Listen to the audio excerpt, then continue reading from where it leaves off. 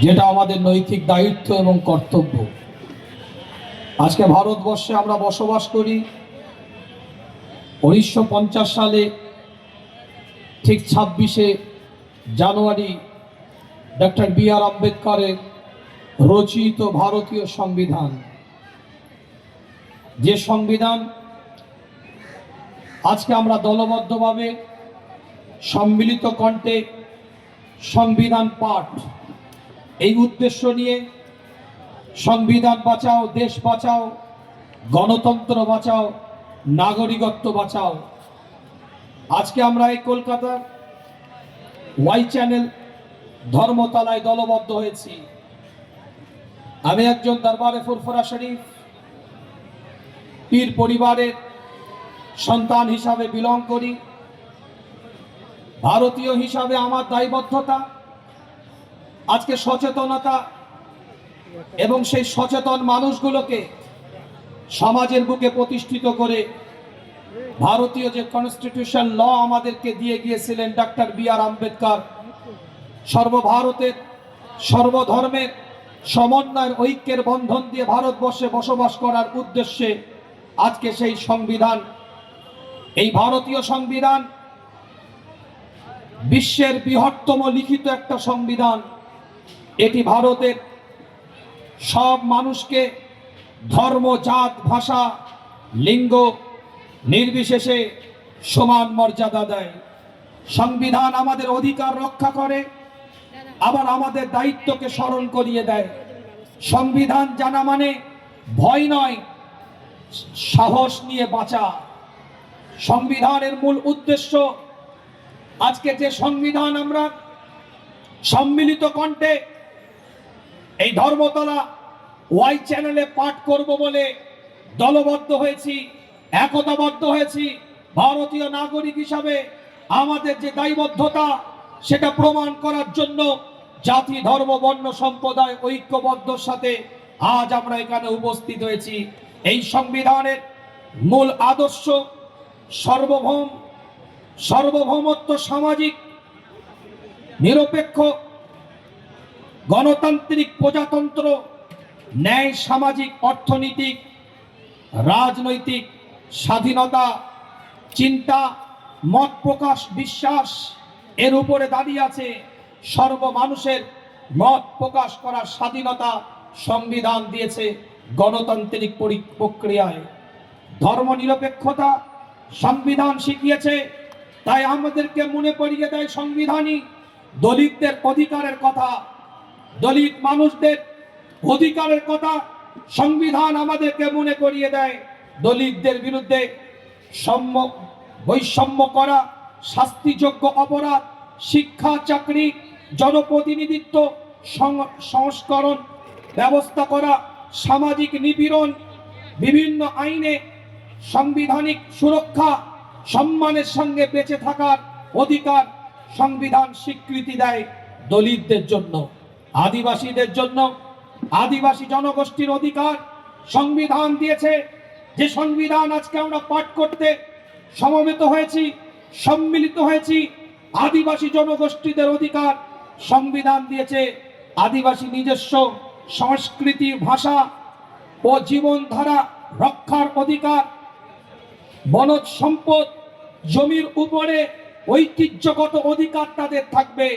পঞ্চম ও ষষ্ঠ তফসিলি অনুযায়ী তাদের অধিকার, প্রশাসনিক সুরক্ষা, শিক্ষা, চাকরি, সংস্কার, জোরপূর্বক উচ্ছেদ সংবিধানের মূল ভাবনার বিরুদ্ধে।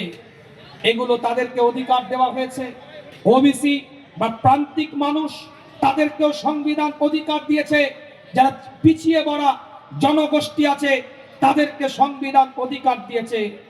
সামাজিক ও শিক্ষাগতভাবে পিছিয়ে পড়া শ্রেণীদের জন্য বিশেষ সুযোগ, শিক্ষা, সরকারি চাকরি, সংস্কার, অর্থনৈতিক সামাজিক উন্নয়নের রাষ্ট্রের দায়িত্ব, নারী, শিশু, প্রতিবন্ধী ও শ্রমজীবী মানুষের জন্য বিশেষ সুরক্ষা, মৌলিক অধিকার সংবিধান আমাদেরকে শিখিয়েছে।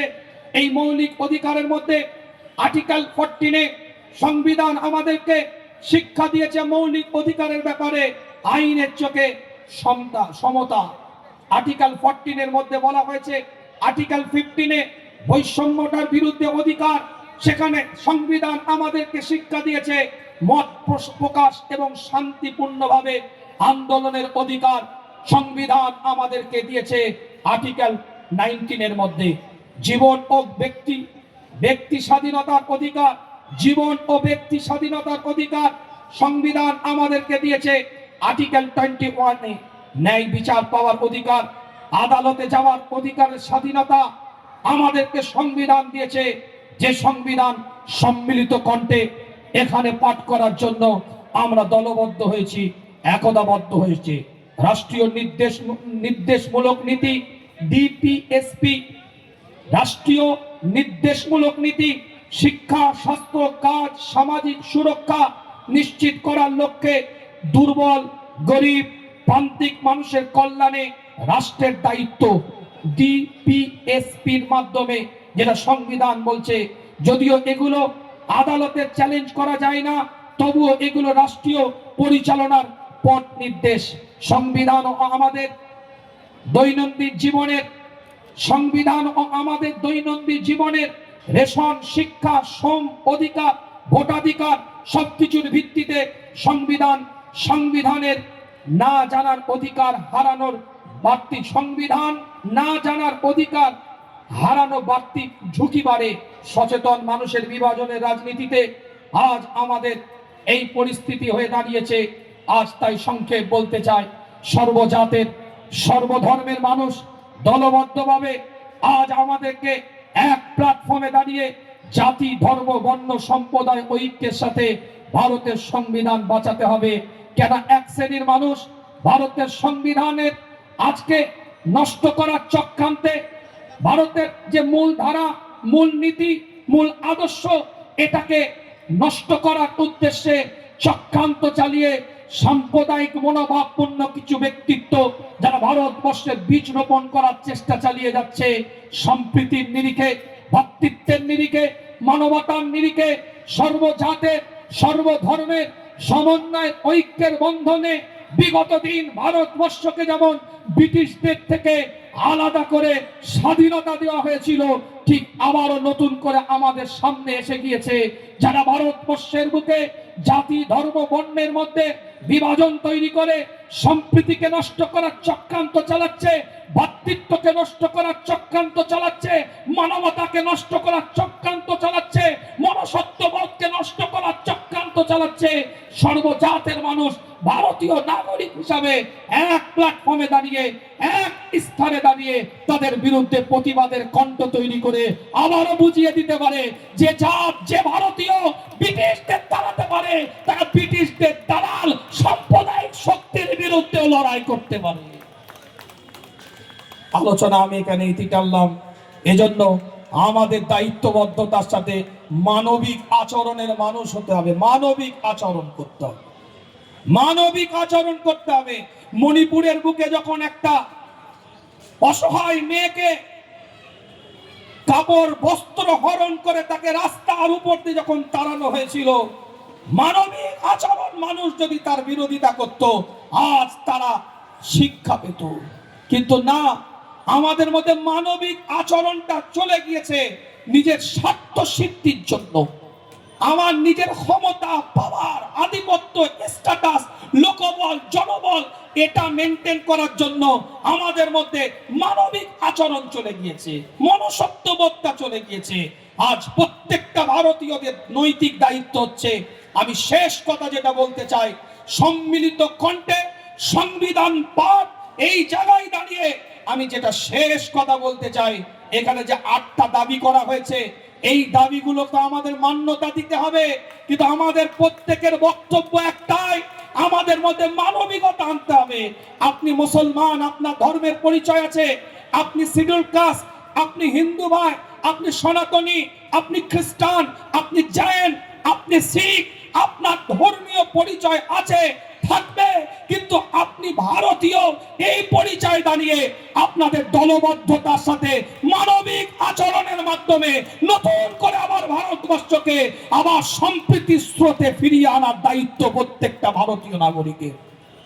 কেন চক্রান্তের শিকার আমরা, যারা যেটা গুছাবার তারা গুছিয়ে নিবে, যে অবস্থায় যারা রুটি শেখার তারা কিন্তু রুটি শেখে নিবে। ওই আমরা পিছিয়ে পড়া মানুষগুলো পিছিয়ে অবস্থায় থাকবো। তাই আমাদের দায়িত্ব, আমাদের কর্তব্য মানুষ হিসাবে যে জায়গায় যে অবস্থাতেই যদি ক্ষতিগ্রস্ত হয় তার পাশে গিয়ে আমরা দাঁড়াবো, এটা আমাদের নৈতিক কর্তব্য। তাই জাতি ধর্ম বর্ণ ঐক্যের বন্ধনে আমাদের এগিয়ে যেতে হবে।